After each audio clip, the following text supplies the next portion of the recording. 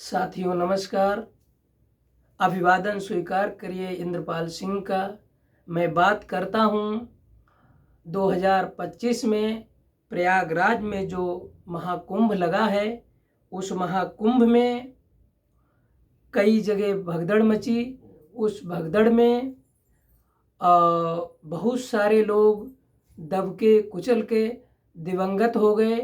उन दिवंगत आत्माओं को इंद्रपाल सिंह की तरफ से तहे दिल से विनम्र श्रद्धांजलि है और मैं आशा करता हूँ कि आपकी आत्मा को शांति मिले। अब मैं बात करता हूँ एक दूसरे आयोजन की, जो कि उत्तर प्रदेश के मुख्यमंत्री योगी आदित्यनाथ जी के द्वारा किया गया है। उनके कर कमलों द्वारा इसका शुभारंभ किया गया है। वह कार्यक्रम ये है कि बौद्ध महाकुंभ यात्रा 4 फरवरी से 7 फरवरी तक यह यात्रा चलेगी, जो उत्तर प्रदेश के माननीय योगी आदित्यनाथ जी के द्वारा शुरू किया गया है। और ये ऐतिहासिक कदम है। वो ऐतिहासिक कदम इसलिए है क्योंकि महाकुंभ का आयोजन आज से नहीं हो रहा है। यह आयोजन सदियों पुराना है, जो सम्राट हर्षवर्धन ने शुरू किया था और इसको कंटिन्यू होता चला आ रहा है। अलग अलग सरकारें इस कार्यक्रम को आयोजित करवाती हैं और इसका श्रेय लेती हैं। ये 2025 का महाकुंभ ये बताया जाता है इतिहास के माध्यम से, शास्त्रों के माध्यम से। यह 144 में महाकुंभ आता है। कुंभ, अर्धकुंभ और महाकुंभ, कुंभ, ये महाकुंभ ये जो है 144 साल में आता है। उसके बाद उत्तर प्रदेश के योगी आदित्यनाथ जी ने एक ऐसा बयान दिया है जो पूरी दुनिया को और खासकर हमारे देश के लोगों को समझने की ज़रूरत है, उनको बताने की ज़रूरत है। ये कहा है कि हिंदू बौद्ध एक ही वट वृक्ष की शाखाएं हैं, ऐसा योगी आदित्यनाथ जी ने कहा है। मैं थोड़ा सा इसमें प्रकाश डालूंगा। मुख्यमंत्री योगी आदित्यनाथ ने मंगलवार को सेक्टर 17 स्थित अखिल भारतीय संत संगम निवास पांडाल से बौद्ध महाकुंभ यात्रा शुभारंभ दीप जलाकर किया। मुख्यमंत्री ने कहा कि सभी उपासना विधियों का एक ही मंच पर आना अभिनंदनीय है। हिंदू और बौद्ध एक ही वट वृक्ष की शाखाएं हैं। यदि ये एक मंच पर आ जाएं तो यह दुनिया का सबसे बड़ा शक्तिशाली वट वृक्ष बनेगा, उन्हें छांव भी देगा और उनका सुरक्षा भी सुनिश्चित करेगा। कार्यक्रम के बाद मुख्यमंत्री ने बौद्ध संतों और विद्वानों पर पुष्प वर्षा की। समझे आप लोग? यह काम उत्तर प्रदेश के माननीय योगी आदित्य के द्वारा किया गया है। इसके बाद जब आप जानते हैं कि बौद्ध धर्म और हिंदू धर्म एक ही वट वृक्ष की शाखाएं हैं, टहनी हैं, तो फिर मैं आपसे आग्रह करता हूं, निवेदन करता हूं और आपसे एक सवाल भी है। अगर एक ही वृक्ष की दोनों टहनी है तो फिर बौद्धों पर अत्याचार क्यों? जहां कहीं भी बौद्ध संगीति होती है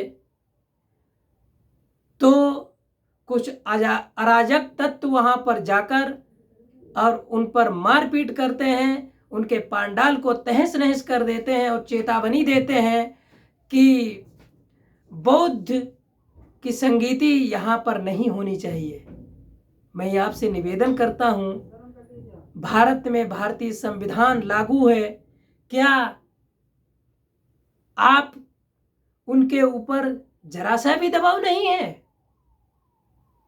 मेरा ये आपसे सवाल है और इस पर आपको नियंत्रित करना ही होगा। उसके बाद में मैं आपके सामने वो बात लेकर आया हूं जो भारत सरकार ने 17 अक्टूबर को अंतर्राष्ट्रीय अभिधम्म दिवस मनाया था। उस अभिधम्म दिवस पर भारत के प्रधानमंत्री नरेंद्र मोदी जी ने उस अभिधम्म दिवस पर पाली भाषा को शास्त्रीय दर्जा दिया। मतलब भारत की जो सबसे प्राचीन लिपि है, भाषा है, वह पाली भाषा है। सम्राट अशोक ने जो बुद्ध के संदेश थे वो पाली भाषा में पत्थरों पर अंकित करवाए हैं। माननीय प्रधानमंत्री नरेंद्र मोदी के द्वारा 17 अक्टूबर 2024 को अभिधम्म दिवस पर शास्त्रीय दर्जा मिला भारत सरकार की तरफ से। उससे पहले इसको सिर्फ लाइब्रेरी तक ही सीमित रखा गया था और उस दिन भारत सरकार ने, संस्कृति मंत्रालय ने जो संस्कृति मंत्रालय का कल्चर था, भारतीय कल्चर था, वो प्रदर्शनी के रूप में विज्ञान भवन में उसको जन जन के लिए खोल दिया था। वो ये है कि जो सबसे बड़ा आज के समय पर विवाद चल रहा है, उस विवाद का कारण यह है, लोग कहते हैं कि हिंदू अलग है और सनातन अलग है। मैं ये बता देना चाहता हूं आपको, जो मेरा कहना नहीं है, ये संस्कृति मंत्रालय ने विज्ञान भवन में या प्रदर्शनी में सबको पूरे देश की जनता को दिखाया है। वहां पर बहुत सारे तमाम देश के भी लोग मौजूद थे। वो है नाही बेरेन बेरान समझती कुंदान अबेरेन चा समझती एस धम्मो सनातनो। बुद्ध ने जो ये कहा है कि बैर से समाप्त नहीं होता है, यह प्रेम और करुणा से ही समाप्त होगा। यही सनातन धर्म है, यही सनातन धम्म है। ये बुद्ध की वाणी ही सनातन धम्म को प्रकाशित करती है। एस धम्मो सनातनो, बुद्ध की जो वाणी है वही सनातन धर्म है। अब तो पूरे देश के लोगों को स्वीकार कर लेना चाहिए, क्योंकि सनातन धर्म कोई और नहीं है बल्कि बुद्ध का ही जो धम्म है वही सनातन है। तो सभी लोगों को स्वीकार कर लेना चाहिए। मैं तो ऐसा कहता हूं कि भैया, आप लोग जिस तरीके से अपनी बात रख रहे हैं और उसी हिसाब से रखना चाहिए। हम तो ये कहते हैं भाई, आप लोग किस बात की चिंता करते हैं? राष्ट्रपति भवन, संसद भवन, राष्ट्र ध्वज और राज चिन्ह जब तुम्हारे पास हैं, बुद्ध और अशोक का सच्चा इतिहास आपके साथ में है, तुम फर्जी कथा कहानियों में उलझे हो किसकी वजह से? डर, भय या लालच या अपनी मूर्खता से? कम से कम तुम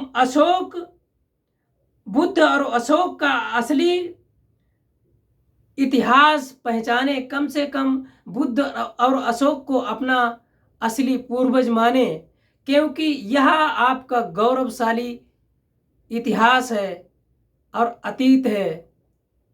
क्योंकि भारत की जो पहचान है वो बुद्ध और सम्राट अशोक से ही है।